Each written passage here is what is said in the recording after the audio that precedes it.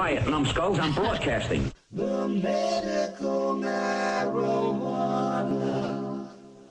The medical marijuana. Radio show. The medical marijuana for you and me. Ah, yeah, the medical marijuana.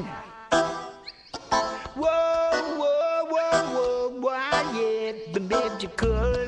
It's the medical marijuana show. And you will know.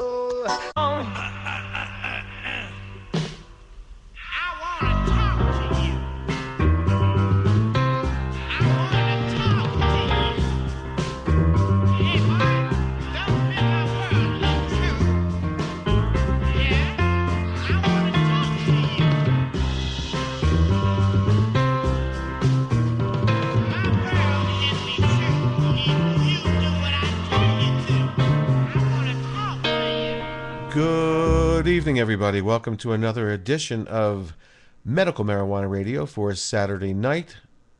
What's the date today? Let me check here. Oh, it's April 20th, 2013, 420. This is a special show. We're not going to have any guests tonight, but we will read you a little bit of news, play you some clips, and then what we'll do is we'll play a little music after the show is over to celebrate 420. Celebrate the cannabis plant, and also to celebrate two states that are way ahead of the game, and that's Colorado and Washington. There's big things going on in Colorado the past few days and right around the past week or so. And hopefully we'll get our friend Heather Manis to call in from Denver and give us a little report sometime during the show. So stick with us and hang in there after we do the short little show with the strain report and everything, and then we'll play some music and we'll party on, Garth. So, all right, so the first thing we want to do is read the strain report for New Mexico. And coming up this week for Canaceutics on Tuesday would be OG18, which is an indica, Kosher Kush, one of my favorites, Lemon Skunk, Zero Kush, another OG18, which is a sativa pheno, Jilly Bean, and Vanilla Kush. Canaceutics has a lot of great strains this coming week. I highly recommend them.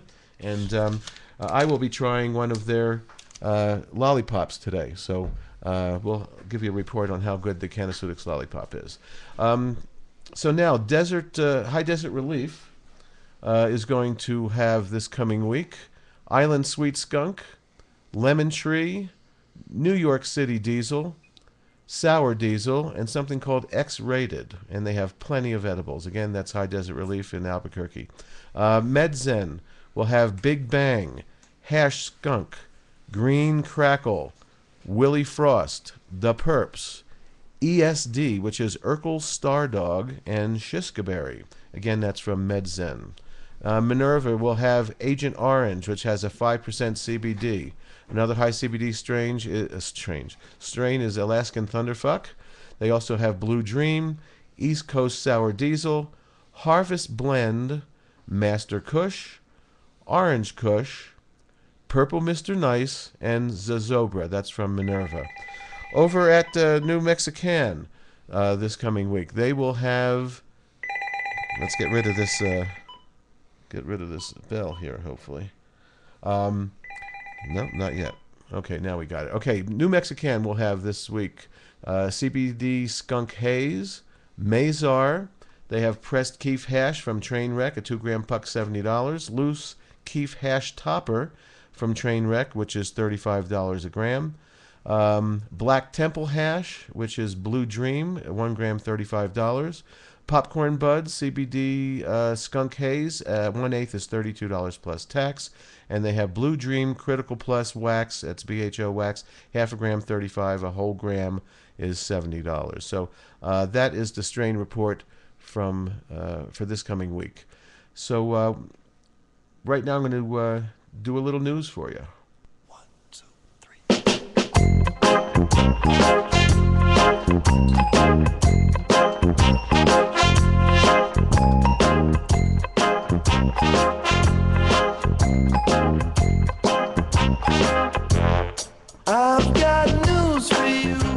Okay, so a couple news stories here, and then we'll play some clips of some interesting people that are using cannabis to help themselves live a better life. And so, first news story, U.S. drug czar says state marijuana laws can't trump federal laws. Now, this is written by William Breathes from Toke the Town, and this was published on Thursday, the 18th. United States drug czar Gil Kurkowski yesterday reiterated the federal stance on marijuana, making it clear that it is illegal.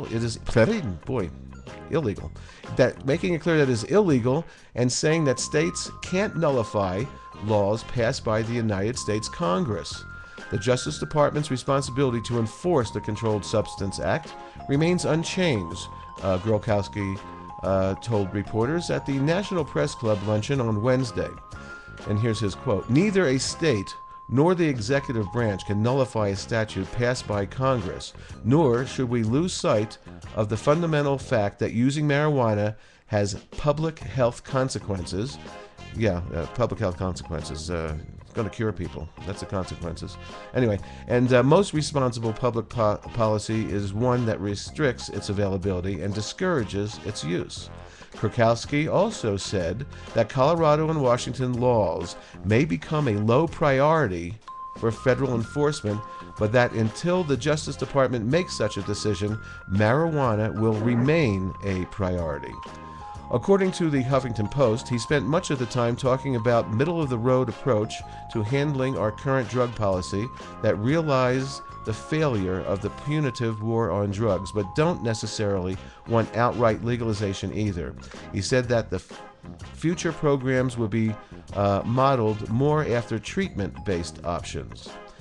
"If you could fit an answer into the drug problems in this country on a bumper sticker," he said, "I think you can be assured of one thing, and that is that it's wrong." Boy, this guy is something else, isn't he? While it is high profile, it is not the reply that Washington, Colorado, and a number of states considering legalization small amounts of cannabis are looking for. U.S. Attorney General Eric Holder has yet to issue a response from the federal government on how they will handle measures passed last November in Washington and Colorado. 2 months ago, his office said they were in the last stages of that review, but have not spoken more about it since. Several state and local officials have spoken with Attorney General Eric Holder. They've come away from these talks with nothing that has prevented both state legislatures from moving forward in implementing the laws. Again, that's the U.S. drug czar, Gil Kurkowski, who has really been a bane in our existence here for the last few years. He's got such a sour puss on his face. If you take a look at him, he just doesn't really get it. And what's going to happen if the federal government starts giving crap to Colorado and Washington? What I said on my Facebook page is I think that that's going to be the beginning of the new revolution. So that's Gil Kurkowski. I want to read you something else from Facebook in just a second here. Let me just stop this, and I'm going to read you from some stuff that Rick Simpson has on his Facebook page. And this is from a patient using the Rick Simpson protocol of ingesting hash oil. So this was published on Wednesday, and here's what this gentleman says. He says, "My name is George, and I'd like to give you my testimony. At age 82, December the 22nd, 2010, I was diagnosed with esophageal cancer. I was told I would have 6 months to 2 years to live, and possibly may require a stent placed in my throat at some point after radiation treatment to help with swallowing. Prior to my diagnosis, I was having trouble breathing and swallowing food, had swelling in both of my legs, and became fatigued with light activity. I had undergone radiation treatment in early 2011. By September 2011, I was having a hard time swallowing and chewing solid food. I felt like I was choking. My food had to be cut up into small pieces. I preferred to eat mushy food and boost shakes instead. I was also experiencing severe gas in my stomach. The gas ripped through my stomach like thunder and lightning. I was starting to experience dizzy episodes, difficulty breathing, shortness of breath, and sweating. My balance was poor and I was not able to get around very well. It was difficult to carry groceries to my suite without shortness of breath and sweating. Later, a severe episode of dizziness sent me to the hospital, and the doctor put me on a second blood pressure pill. Shortly after my hospital stay, a stranger approached me and offered me some hemp oil to treat my cancer and directed me to the Phoenix Tears website for more information. I was uneasy at first and terrified about taking hemp oil. I always thought that cannabis was a gateway drug that would cause an addiction and led me to other hard drugs. After researching Rick Simpson's hemp oil, I decided I was going to take the treatment. I realized during and after the treatment that hemp/cannabis oil is a gateway to better health. After my first dose, which was a half rice grain of hemp oil, I noticed it working in my body right away. I felt it flow through my body from my fingers to my toes. I experienced a sense of relaxation, happiness, and enhancement of my humor. My legs felt rubbery, which after 6 hours faded. Breathing was quieter while resting and also while sleeping. We're going to do a little bit more of his testimony so you can get an idea of how he progressed. After days, his hemorrhoids disappeared, pain in his shoulder lessened, shortness of breath lessened.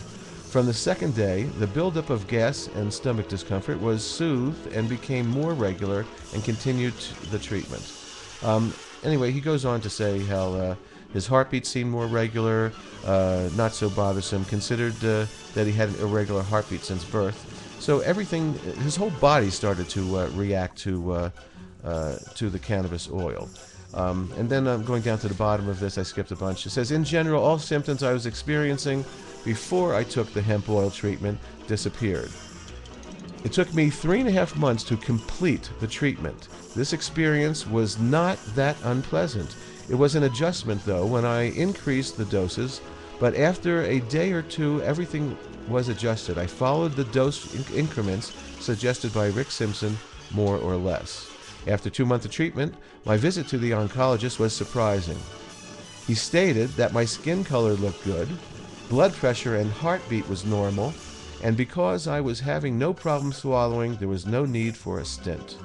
Also, he stated that the x-ray from a prior appointment looked good and that I didn't have to come back for at least 6 months. Normally, I was scheduled to see the oncologist every 3 months.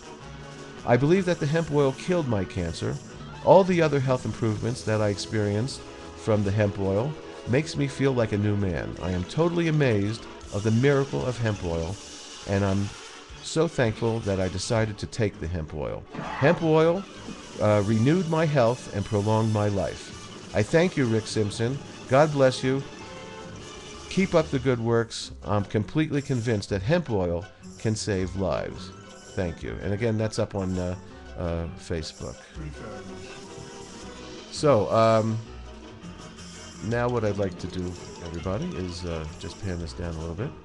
And I have a couple of other really interesting clips to play you. This first one is about epilepsy. It's a short clip, and I'll play that for you now. There's a long history of association between cannabis and epilepsy that stretches back thousands of years, even as far as evidence in Ayurvedic and other traditional medicine forms. And even this continues today with the use of medical marijuana to control seizures in some countries, such as Canada and in the United States. However, cannabis has some major problems associated with it, such as the psychoactive effects and the fact that clinical trials in this regard haven't been conducted. Epilepsy is a disease that affects around about 500,000 people in the UK and millions of people around the world, and around about 30 to 40% of people with epilepsy don't get good control of their seizures, the main symptom, from the drugs that are already on the market. So there's a major unmet clinical need there that we're working hard to help fill. Our approach to studying cannabis and epilepsy is different from that which has been done historically, as we've specifically focused on the components of cannabis that don't get you high that aren't psychoactive, and we've looked at them in a very, very purified form as individual compounds. What our current result, our new result, reveals is that cannabidivarin, CBDV, a very understudied and ignored plant cannabinoid, exerts very good anticonvulsant effects, better than any of the other plant cannabinoids we've tested, and it's very, very well tolerated when it's administered. Looking to the future, in the short term, we've got some important experiments to finish off that will allow us to take CBDV into human clinical trials, and a decision with the trial is one that our research sponsor wants to make early next year. In the medium term, a positive result there obviously offers significant hope for that 30 to 40% of people with epilepsy who don't experience full control of their seizures from existing medication, and also the even larger group of people that experience significant side effects with currently available medicines. And so at present we're looking very firmly towards 2013 as a very positive year. So that's a report obviously out of England, and here's another one now. This is a gentleman named Clayton Holton, and he's telling his story. And here's Clayton. My name is Clayton Holton. I am 23. I live in Somersworth, New Hampshire. I have muscular dystrophy. I was born with it, a rare type called Duchenne's. It's like a virus. It eats away at your body. I'm dependent on everyone else. I'm in a great deal of pain from sitting in this chair. It's been about 15, 16 years that I've been in this chair.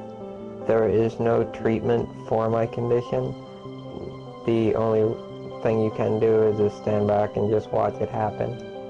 I have been offered from my muscular dystrophy doctors Oxycontin, Norcos, Vicodins, Percocets. Some of the side effects were throwing up, passing out in my wheelchair, falling over, and making it even more difficult to do things for myself.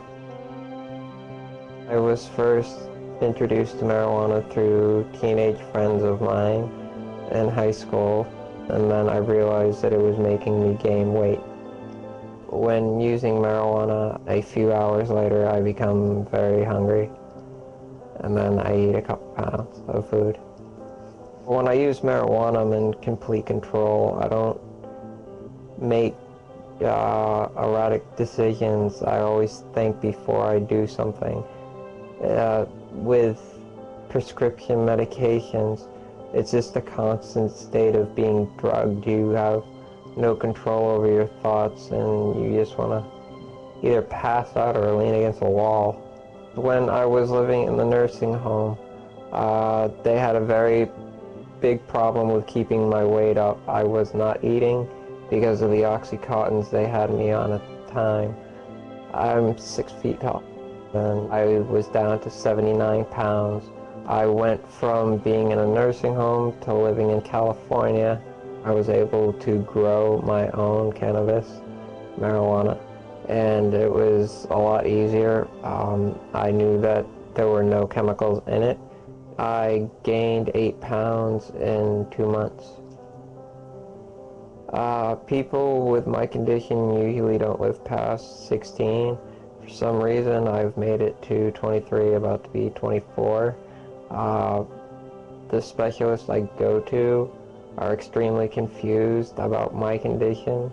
They still can't figure out what is going on inside my body that's allowing me to live for so long. Myself, I see myself as doing nothing wrong. I shouldn't be arrested or even fined for using it. I think it's ridiculous that I'm labeled a criminal by my government for using something that's keeping me alive. 8 pounds to me, for my condition, means everything. 8 pounds means I can fight muscular dystrophy.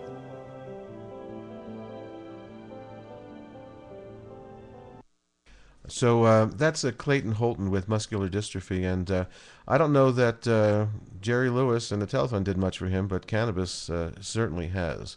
So good luck to Clayton Holton, and hope he continues on with his prolonged life, and I hope he's comfortable.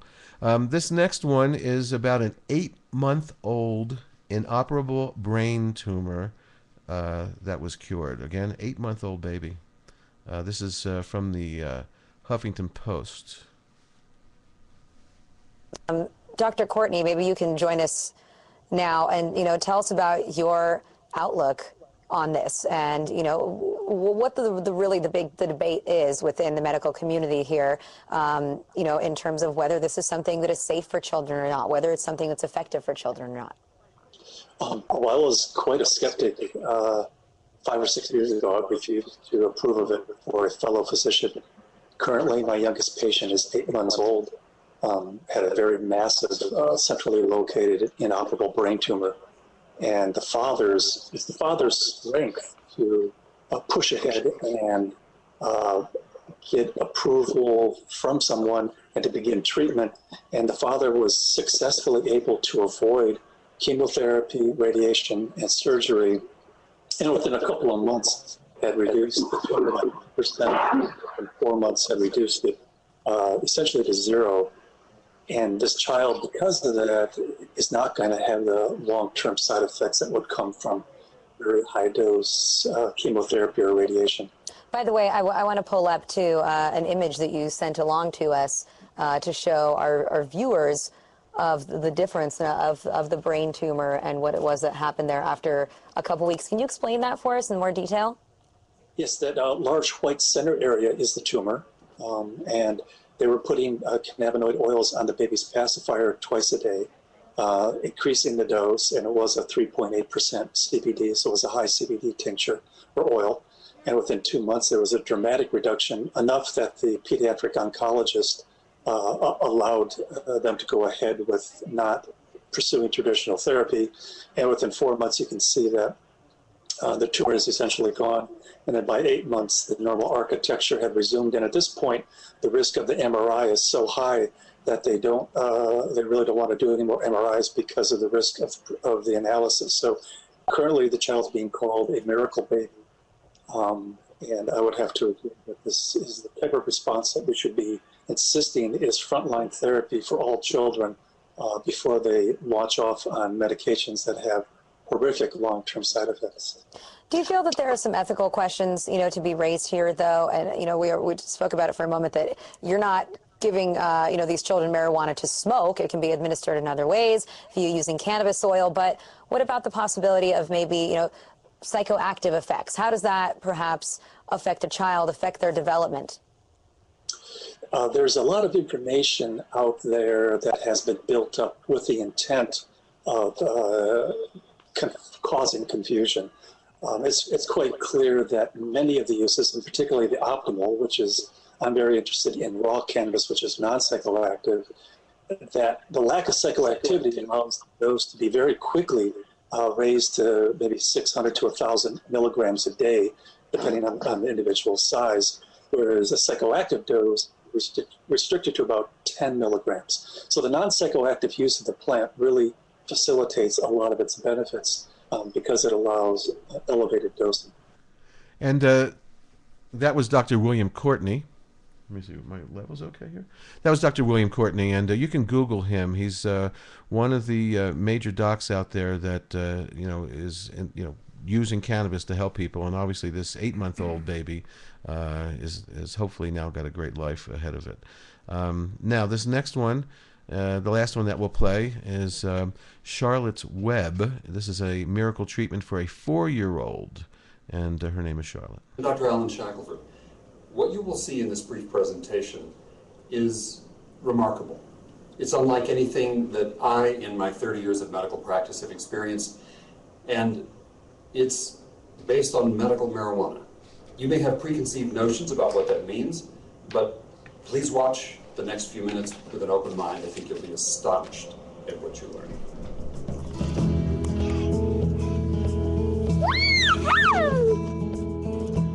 So Charlotte has Dravet syndrome. It's a severe pediatric epilepsy. The seizures, when they start with Dravet, are status. They don't stop on their own, so they're 20 minutes or 30 minutes or longer. I think her first one was about a half hour. Every seizure after that for 2.5 years was a status seizure, and some were 4 hours long, 2 hours long, and at that point she's intubated in the ER, in the pediatric ICU, and medicine doesn't stop them. So We went through that for about 2.5 years. We got diagnosed at 2.5 years old. A few times her heart has stopped during these using these drugs, and I've done CPR on her, and a couple of those times, you know, I just sort of let go of the fact that just to keep trying with her, and I said my goodbyes to her, and as I'm doing CPR on her or in the hospital, kind of prepared myself for the worst, and she's still here, but she's been through a lot to get to this point. The doctor, you know, she heard her history of seizures at that time and said, we have to pull this, her last med that she was on. Her exact words, we have reached the end of the line with medical options for Charlotte. And I don't know what to tell you, there's really nothing else we can do. And that's when we met the Stanleys, and that's when we got started on the CBD. After 6 months of, I really didn't think she would survive the seizures, 300 seizures a week, roughly, of, you know, grand mal tonic-clonic seizures a week. Just to put in light what 300 a week is, it's about 4 an hour. It's one seizure every 15 minutes. So, you know, sometimes it was every 5 minutes. It just never stopped. And so to see her seizure-free for 7 days, she went 7 days instantly. And we've been on it 9 months, and from that 300 seizures a week, she now has 0 to 1 tonic-clonic a week. And so it's greater than 99% seizure reduction. And it's amazing. It's just absolutely amazing. To think that she wasn't going to survive, and look at her now, she has a life. During that time, she lost the ability to walk, talk, eat, and really just, you know, participate in life at all. She couldn't do anything. She just sort of lied in my arms, catatonic. And I thought that was it. There just wasn't a life for a person. But here we are. Ballerina.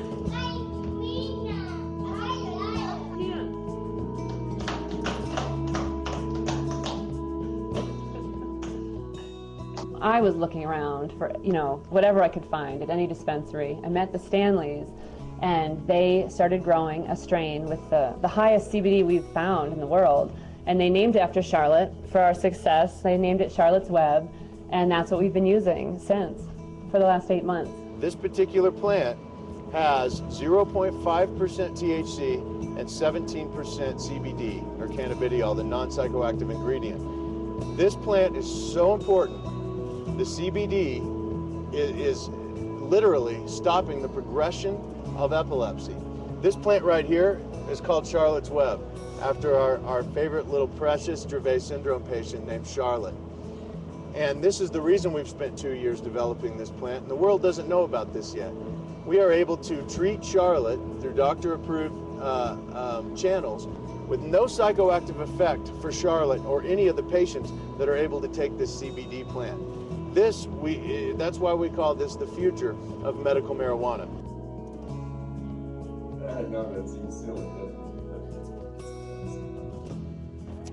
A lot of people think when we tell them what we're giving our daughter, their first reaction is, well, is she getting high? And no, that's not part of it at all.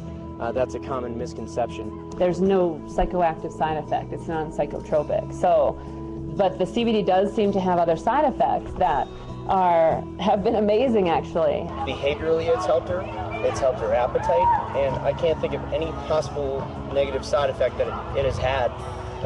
She's just experienced a better quality of life all the way around because of it. That's right. Woohoo! Yeah! To be able to control seizures the way that this evidently is able to do in a condition which results in absolute uncontrolled seizure activity is unprecedented. Because of this medicine and these high CBD plants, we have our daughter back. We have a life back. She has her life back.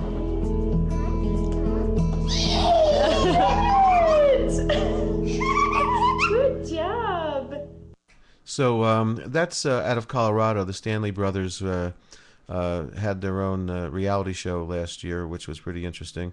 And they're the ones that made this Charlotte's Web high CBD strain that seems to be really helping 4-year-old Charlotte. Actually, if you can go and to YouTube and Google Charlotte's Web and treatment for epilepsy, watch the video, because the change that you see in this 4-year-old young lady is amazing from the beginning of the piece till after she has been using cannabis and all her seizures have started. It's one of the most amazing things I've ever seen. So We'll be right back.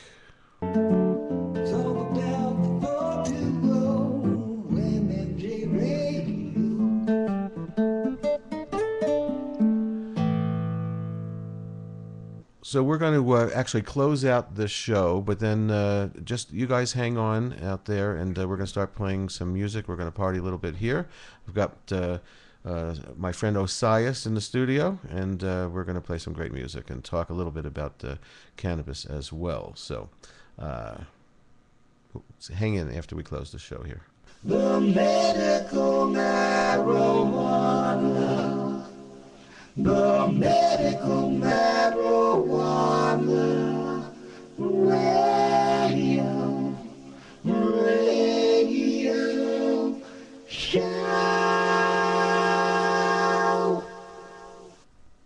The medical marijuana. Okay, well, thank you for joining us on this special shortened edition of Medical Marijuana Radio. We hang in and we'll play some music afterwards, but I want to remind you that those clips that you heard today are just amazing, and spread the word to anyone you know that might need cannabis oil. So thanks for listening tonight. I want to thank my two radio mentors, both with the initials HS, for their inspiration, and also don't forget to fcannabis.com, Bishop's Lodge, Wells Fargo, and what's that other one? Anyway, you know who you are, and you deserve it. We'll be back. Feel well, everybody. We'll see you next week. Relieve your pain.